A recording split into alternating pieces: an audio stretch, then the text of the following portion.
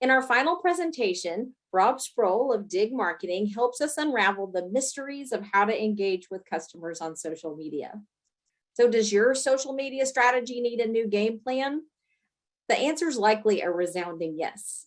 The green industry has changed, and marketing is about inspiration and engagement, not features and benefits. Rob will explain the best ways to engage with customers and build your brand on social media. He'll also rank the platforms and help you decide which ones are best for you.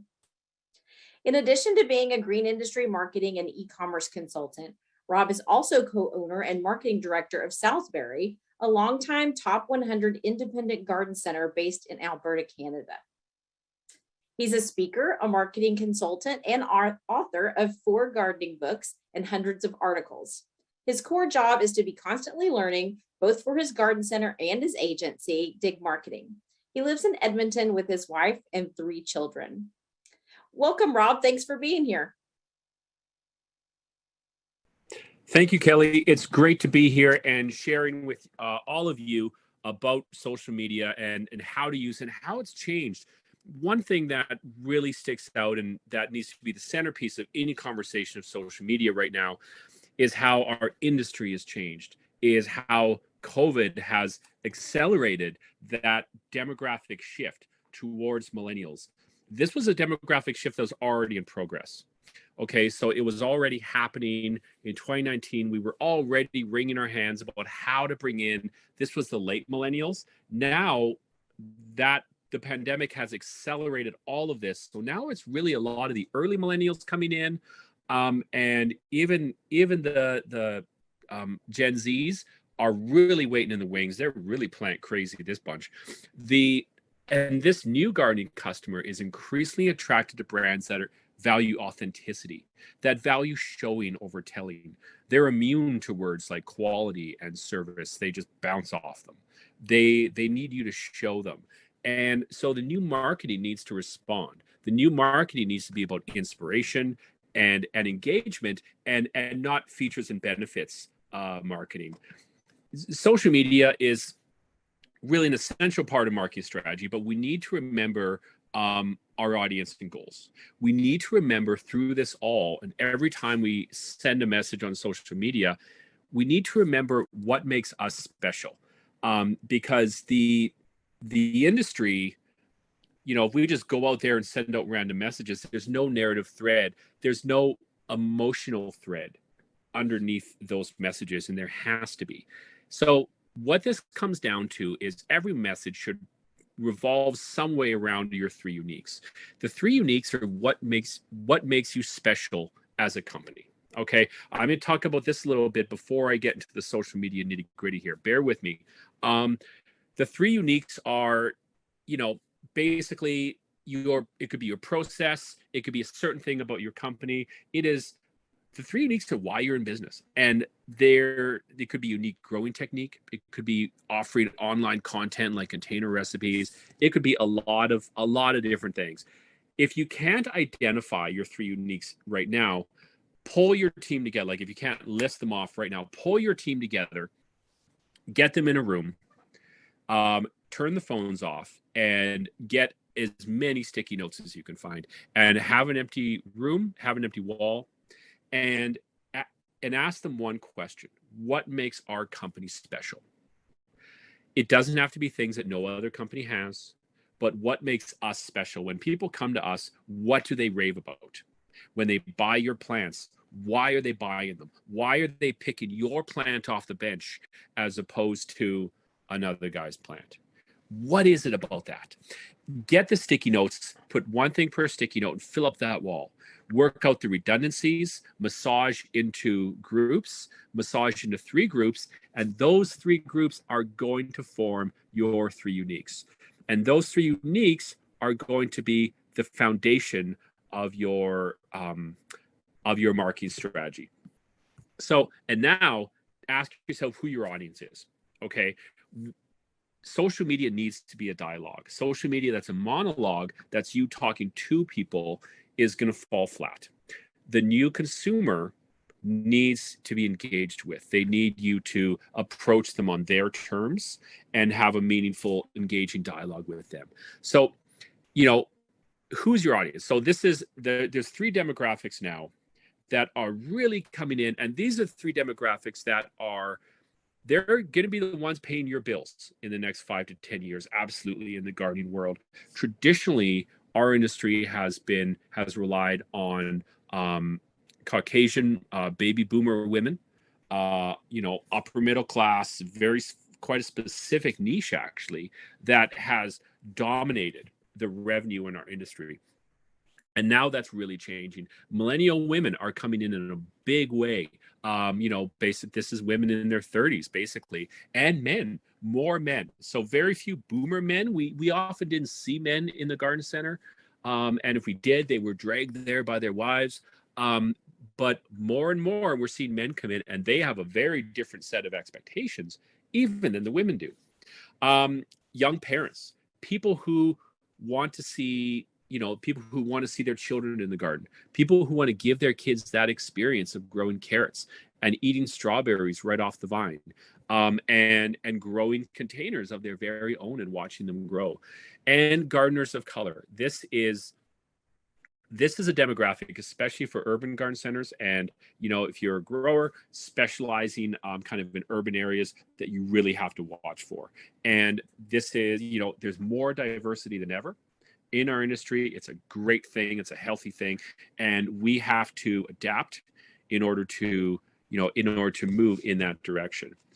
Now, one thing I gotta, make clear here is that the demographic shift towards the local audience is it's most pronounced in food gardening. Okay. So basically, the annuals and container gardening, they're a close second. Boomer women are still spending like crazy there for annuals and containers. But we all have to have this kind of shift in mind towards food gardening, because it is getting, it exploded in popularity in COVID, and the popularity is very much holding steady. So once you know your three uniques, you can start to think about the goals you want to prioritize. You know your three uniques, you know your audience. Now, what are your primary goals for social? What do you want social to do for you? Okay, there's three categories of goals in social media that are going to apply to this industry, whether you're a retailer or a grower. Brand building. Okay, purpose-based posts. Stand for something. And whether it's when the war in Ukraine broke out, we started raising money through by selling sunflowers for the Red Cross. Make a stand that your customers are going to appreciate. One thing to avoid, though, don't be overtly political. It's just never a good idea. Humanize. Have candidates of staff. If you have a cat around the business, follow that cat around. Take pictures. Put gardening content and helpful content up there. That's container recipes. This is when to prune your indeterminate tomatoes, that kind of thing. The brand building aspect is really strong. The second category of goals, conversions. This is when you want to go beyond kind of building your brand, and you want to get them to do something. There's now types of conversions. You want to get people to your website. Okay, getting people to your website from social media is really important, because then when they're on your website, they're immersed in your brand, and that increases your SEO on your website. You can also get them to sign up for your email newsletter, which is owned media. One thing to really, really remember with the social media world is that always prioritize your owned media: email marketing, text marketing, podcast, website, video feeds, whatever media that you own and you create lists for. Always prioritize, and I'll get back to that, but it's very important. Or contests. Engage in a contest. What is your best container garden? Get consumers talking about what they want to talk about. They want to talk about their plants. I guarantee it. The third category of goals is your engagement, and this is just getting people engaged. It's important to remember in social media that if you get people engaged, because the algorithm covers all posts, okay, and if you get people engaged, you send them some cat pictures and, cats playing with catnip, for example, and, 1,000 people like it, and that's great. And you say, well, that does nothing for me. It actually, no bank will accept a bag of likes. And this is true. But what it does is it tells the algorithm that you're a very popular page, and the next post you put up is going to go out to more people. So you follow a high engaging post with a conversion post, trying to get them to do something, sign up for your email, etc. And then you've got something going. Your engagement post, community building, ask questions, engage with the customers, be helpful, get them talking to each other. Okay. that's the best kind of post. Newsjacking, kind of talking about things in the news. Be careful with this. Be tasteful, but talking things in the news is really critical. It can be a lot of fun, and have fun, engaging posts. Have a quiz. What color of Caliber Koa are you? Caption this photo, that kind of thing. When you're posting, remember a few things. Be beautiful. Our industry is about spreading beauty and joy across our garden and the world, and embrace that. That's what people want. Be an escape. The world is full of enough darkness and turmoil. We don't have to add to it with our own little comments. Make your page a gorgeous escape from the headlines. Be helpful. New gardeners, especially younger demographics, they're full of enthusiasm, but they lack confidence. Give them the confidence they need. They'll fill their cart with your plants. Be authentic. Modern growing consumers want you to be human. They want to see the grower owner. They want to see the growers behind the plants. Avoid passive voice, avoid corporate speak, and always share your love of plants. Show why you do what you do. Never, ever, ever try to be bigger than you are. Try to be smaller than you are, because that's really what people want to see. A word of caution, don't build your house on rented land. Okay, I touched on this earlier, but here's the thing in social media.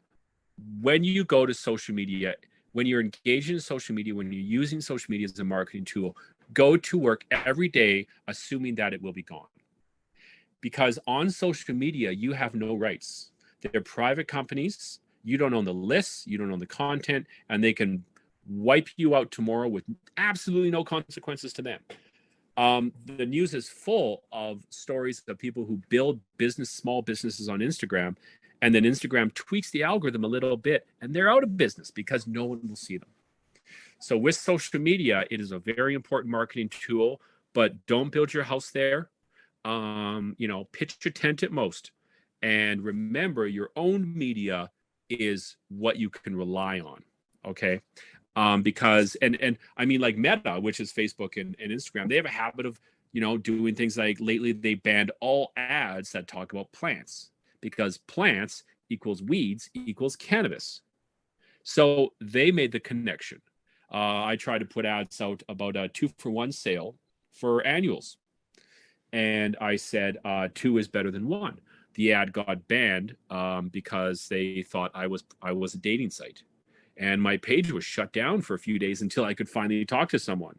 And to say I'm not a dating site is just what I said. So always be careful about social media. Your own media, email marketing, make sure you have that. SMS is increasingly a good idea. Podcasts are the hidden gem of marketing, especially in an industry that relies on people wanting help as much as we do. But social media, that being said, it's becoming even more crucial as our audience gets younger. A lot of people now, nearly half of US teens say they're on social media almost constantly. So it's a crucial part of our marketing, but it's always adapting. And if you're still using social media the same way as you did 3 years ago, you need to change. If you're using social media the same way you did 1 year ago, you need to think about changing because it is adapting and changing very, very quickly. So here's a little bit about that. What's happened in the social media world? You have content discovery versus community engagement.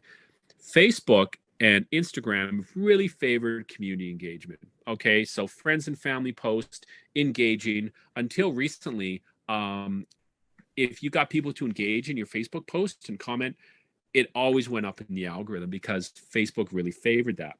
Now TikTok's come in, and TikTok's all about content discovery. This video and that video, just scroll through videos, and Facebook is panicking. Meta's panicking, and they're changing their algorithm quickly to favor content discovery. That means more recommended posts, more videos that from creators you don't know at all. They've just been recommended to you, and less of the friends and family, because TikTok took the world by storm. TikTok changed all the rules. It redefined social media to be about short video content. Okay. Now, TikTok had this meteoric growth. And so when you have a meteoric growth, oftentimes you're not around in 3 years. So we'll see about that. But it's definitely changed the rules, and we all have to be aware of that. So the lessons are social media is becoming more about content discovery and short videos. Invest more money in content creation. Okay, consider working with freelance content creators. Our industry is gorgeous, and our industry is full of people looking for beauty and looking for ideas and looking for education. So our industry is absolutely primed for videos, educate and inspire. And it's, it will pay off just in the kind of brand awareness and the brand building. So what platforms do you have to build on? Let's talk about the platforms itself. I'm going to rank these, okay? And I'm going to rank which ones you have to be on and why. Instagram is your number one, okay? It has usurped Facebook's throne, even though they're the same company, in terms of kind of what you need to be in this industry. Our industry is gorgeous, and Instagram is perfect for showing that. Take pics of your gorgeous plants and post them. All right, include your staff, your customers with permission, and not kids, by the way. Animals when possible. Use your phone to do it. Just walk around, go in the back ranges and use your phone. Do lots of behind the scenes. People love that. Do tours, do little video tours behind the scenes. This is our grower, and this is this is the magic that he sends out, and people will love it. This is our emerging customer that we really need to grow. 31% of them are 25 to 34 years old. 30% are 18, 20, 24 years old. Facebook is always there. Okay. When the sexier TikToks come and go, Facebook endures. Okay. It's not going anywhere. It's got almost 3 billion monthly active users. Think of it like a website. You pretty much have to be on it. And the demographics are much more spread out. Okay. The old saying is the kids are on Instagram, the parents are on Facebook. Now the kids are more on TikTok. But 23% of 25 to 34, 21% are over 55. So very much more spread out demographics. Facebook is actually number 3. Number 1 and number 2, very clear. Very important for those ones. Now, Facebook is number 3, just because a distant third. So make sure you have your Facebook and your Instagram set up first. And then you do look at YouTube if you want to be strong on short video content. And if you really want to reach out to young people, YouTube is very young. 81% are 18 to 25, but they watch a ton of it. This is their TV. A lot of young people, that's the TV they do. Pinterest, the advantage here is there's no time decay. Okay, so you put a post up and it just keeps growing and growing and growing over time. Other platforms like, TikTok, especially, the algorithm's so aggressive, but Instagram, Facebook, you put something up and in a few hours it starts to decay. So that's not the case here. With basically Pinterest, the engagement builds, but for the most part they're not interested in your brand. They want to mooch ideas. Okay. the content can be expensive to make. So container ideas are great. Different kind of care ideas, timelines of when to plant what to do where in the garden, that kind of thing. But you might have a tough time seeing ROI on this one. Now, TikTok is number 5, and might be surprising given how popular it is. So, but this depends. Retailers need to have this on their radar. Growers, not so much, because this is for reaching the customer that's very young, has the least disposable income. The boomers still have the most income, guys, and they're on Facebook. Okay, so the this customer has the least disposable income, 43% are 18-24, 50% are female. When you're on TikTok, you need to drop the corporate facade and relax. You got to dance like Jack Sparrow. You got to be genuine. You got to cultivate wonder. All right. Like, you got to talk about how a sunflower seeds have the same shape as spiral galaxies, and how soil has chemicals that make us happy. So we know this, and we've kind of know and forgotten this 10 times over. TikTokers don't, and it's amazing to them. So that's a little bit about the world of social media. I hope you found it helpful, and have a great season. Thank you, Rob, for that information. We really appreciate it.